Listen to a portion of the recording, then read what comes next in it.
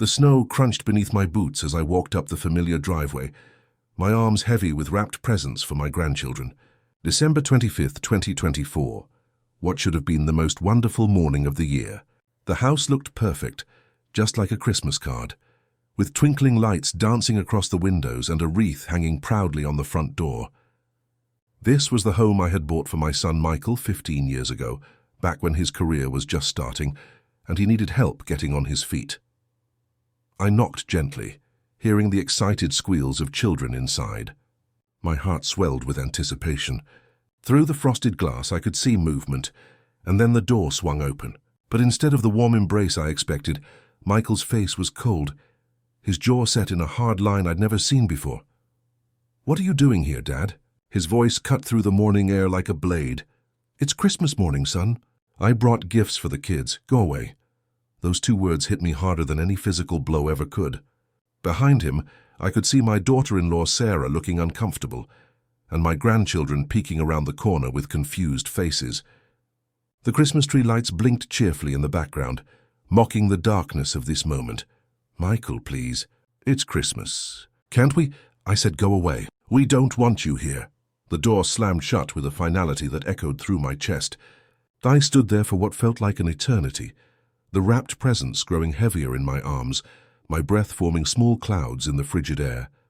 Through the window, I watched my family continue their Christmas morning as if nothing had happened, as if I had never existed. My feet moved automatically down the sidewalk, each step taking me further from the family I thought I knew.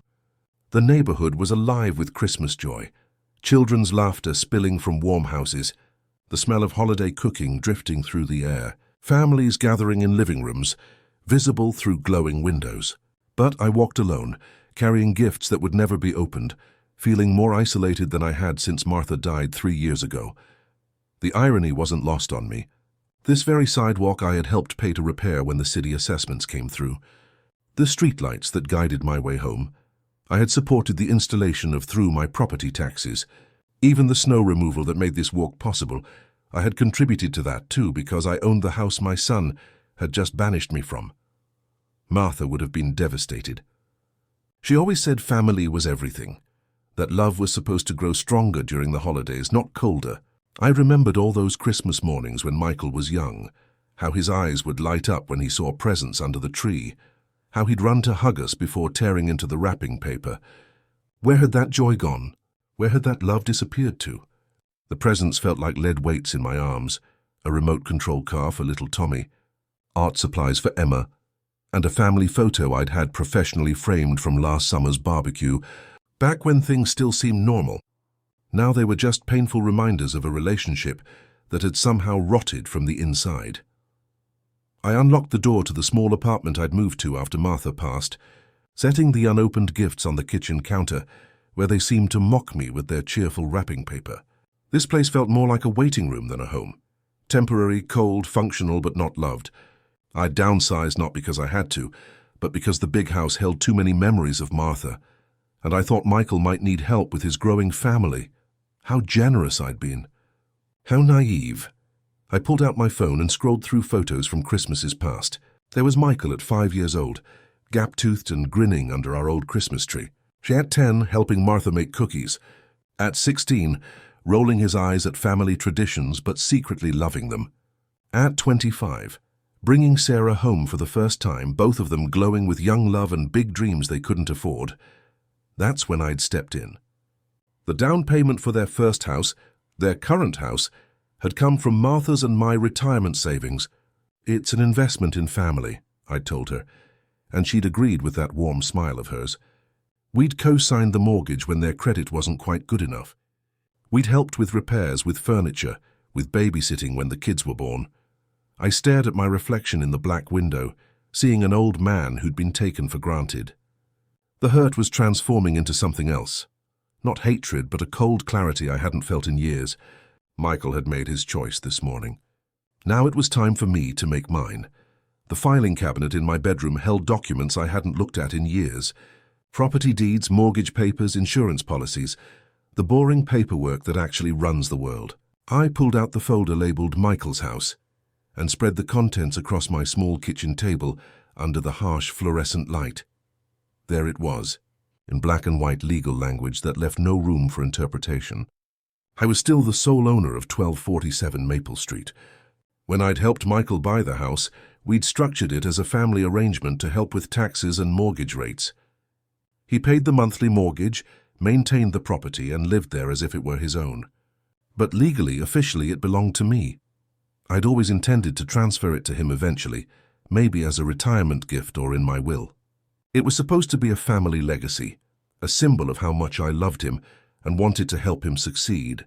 The paperwork sat in neat stacks, and I realized that Michael had probably forgotten this detail entirely.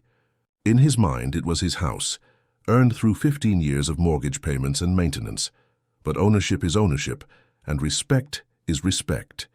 And this morning, I'd learned exactly how much respect my son had for me. I picked up my phone and scrolled to a number I hadn't called in months. James Morrison, real estate attorney, an old friend of Martha's family. If I was going to do this, I needed to do it right, and I needed to do it fast. The holidays were the perfect time. Most people weren't paying attention to legal details, and there were always cash buyers looking for quick deals before the new year. My finger hovered over the call button. Once I made this call, there would be no going back. James, it's Robert. I know it's Christmas Day, but I need some urgent legal advice. James Morrison had been practicing real estate law for 40 years, and his voice carried the steady confidence of a man who'd seen every possible property dispute. After I explained the situation, both the legal ownership and this morning's rejection, he was quiet for a long moment. Robert, you understand what you're considering here. This will permanently damage your relationship with your son. I think Michael damaged that relationship this morning when he told me to go away, like I was some kind of stranger. You have every legal right to sell the property. The mortgage is in your name, the deed is in your name. As long as the mortgage payments are current, you can sell to anyone, any time. The mortgage payments. I realized with a bitter laugh that those monthly payments Michael made so faithfully, he was essentially paying rent to me, though neither of us had ever thought of it that way. He'd been a good tenant for 15 years, but apparently not a good son. How quickly could a sale happen, James, if I found the right buyer? With the right motivation and a cash offer? 48 hours. I know several investors who specialize in quick purchases. They pay slightly under market value for the speed and convenience. I thought about Michael's face this morning, the casual cruelty in his voice when he told me to go away. The way he'd dismissed 15 years of help, love, and sacrifice with 2 cold words. The way my grandchildren had watched their father reject their grandfather without understanding why. Set up the meetings. James, I want this done before New Year's. The next 24 hours passed in a blur of phone calls, document reviews, and careful planning. James had been right about the investors. By Tuesday afternoon, I had 3 serious cash offers on the table. The highest came from Harrison Properties, a company that specialized in rental investments. They offered $340,000 for a house worth $400,000 on the open market, but they could close by Thursday. I sat in James's office, signing paper after paper, while he explained each document with his usual thoroughness. Power of attorney transfers, sale agreements, deed preparations. The legal machinery that would transfer 15 years of Michael's life to strangers. You're sure about this, Robert? Once we file these papers, Michael will get notice that the property has been sold. He'll have 30 days to vacate. I thought about Martha, about what she would say if she could see me now. She'd always been the peacemaker in our family, the one who smoothed over arguments and found compromises. But she'd also been the one who taught Michael about respect, about treating family with kindness, even when you disagreed with them. Martha always said that actions have consequences. I told James, Michael needs to learn that lesson. The Harrison Properties representative, a businesslike woman named Claire, reviewed the final paperwork with professional efficiency. To her, this was just another investment property, another rental unit in her portfolio. She had no idea she was buying a family's destruction, along with the brick and mortar. We'll handle all the transition details, she assured me. Professional moving services, temporary housing assistance if needed. We pride ourselves on making these transitions as smooth as possible. Smooth for everyone except Michael, I thought. But smoothness hadn't been his concern when he'd slammed the door in my face on Christmas morning. Thursday evening felt surreal. I sat in James's conference room, while Claire and her team handled the final paperwork. Outside, the city was settling into that quiet period between Christmas and New Year's, when normal life felt suspended and anything seemed possible. The closing documents spread across the mahogany table like a legal feast. Property deed transfers, mortgage satisfaction papers, insurance changes, each signature moving the house further away from Michael and closer to strangers. My pen scratched against paper in the quiet room, each stroke sealing my son's fate. "Congratulations, Mr. Harrison," Claire said, extending her hand. "Harrison Properties now owns 1247 Maple Street. Our team will begin the transition process first thing tomorrow morning." I shook her hand, feeling oddly empty. This should have felt like victory, like justice, but instead it felt like I was signing my own death certificate. When word of this got out, I wouldn't just lose Michael. I'd probably lose Sarah, the grandchildren, maybe even other family members who would see me as vindictive and cruel. But then I remembered the look in Michael's eyes on Christmas morning. The casual dismissal, as if 15 years of love and support meant nothing. As if I meant nothing, James walked me to my car through the cold December night. "Robert, it's not too late. We could reverse this transaction, find a way to—" "No." The word came out harder than I intended. Michael made his choice. Now he gets to live with the consequences. As I drove home through the empty streets, I passed by Maple Street one last time. The house looked peaceful in the winter darkness, Christmas lights still twinkling, unaware that everything had just changed forever. My phone started ringing at 6:47 a.m. Michael's name flashed on the screen, but I let it go to voicemail. Then it rang again, and again. By the fourth call, I finally answered. "What the hell did you do?" His voice was raw with panic and disbelief. "Good morning, Michael. How are you this fine Friday morning?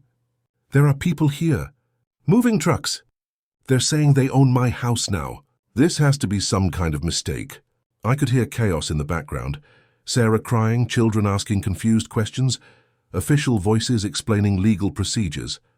The Harrison Properties team was apparently very efficient when it came to taking possession of their new investment. "It's not a mistake, son. I sold the house. You have 30 days to find somewhere else to live." The silence on the other end stretched so long I thought the call had dropped. When Michael finally spoke, his voice was barely a whisper. "You can't do this. This is my home. I've been paying the mortgage for 15 years. You've been paying rent to me for 15 years. I was the owner, Michael.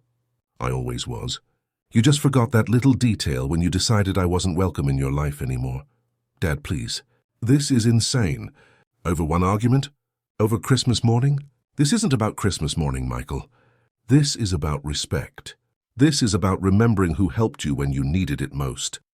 And treating that person with basic human decency." I could hear Sarah sobbing in the background. Could hear my grandson asking why strangers were in their house. My heart broke a little more with each sound, but I'd come too far to back down now. An hour later, Michael stood at my apartment door. His hair was disheveled, his eyes red with exhaustion and tears. Behind him stood Sarah, holding little Emma while Tommy clung to her leg. My grandchildren looked at me with confusion and fear, not understanding why their safe world was suddenly crumbling. "Please, Dad, please don't do this to my family. To your grandchildren."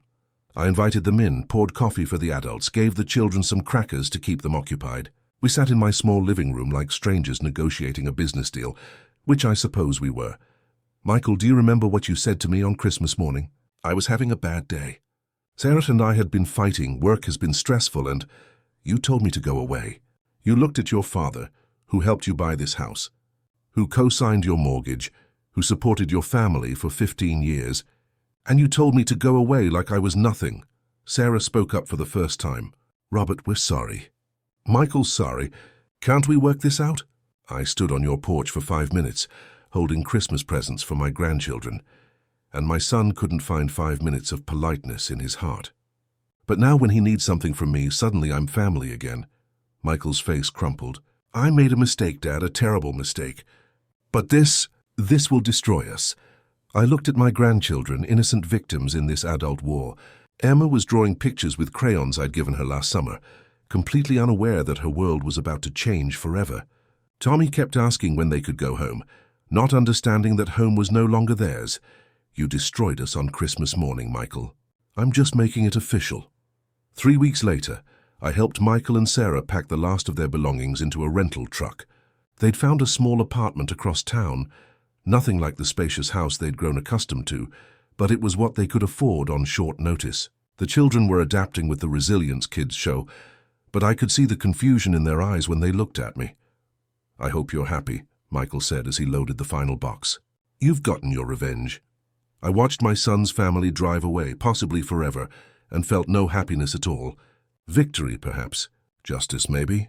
But not happiness. The house sold again 6 months later to a young family with children. Sometimes I drive by and see new kids playing in the yard, where my grandchildren used to run around. The new family has painted the front door blue and planted different flowers in the garden Sarah had tended so carefully. I live alone in my small apartment now, truly alone in a way I'd never been even after Martha died. Christmas came and went without phone calls or visits. My birthday passed unmarked by anyone but the mailman, delivering cards from insurance companies and banks. But I sleep well at night. I sleep with the dignity of a man who stood up for himself when the people he loved most treated him like he didn't matter.